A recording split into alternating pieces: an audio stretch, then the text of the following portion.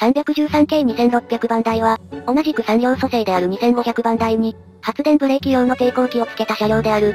これにてローカル線でも活躍できるようになり、身延線、御殿場線などで活躍がする車両である。組成は3両の、10編成が製造された。編成記号は N 編成。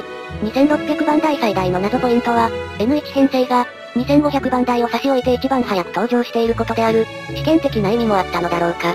時折東海道本線でも運用しているが、編成記号くらいしかホーム上からは差がなく、あまり気にはされていない。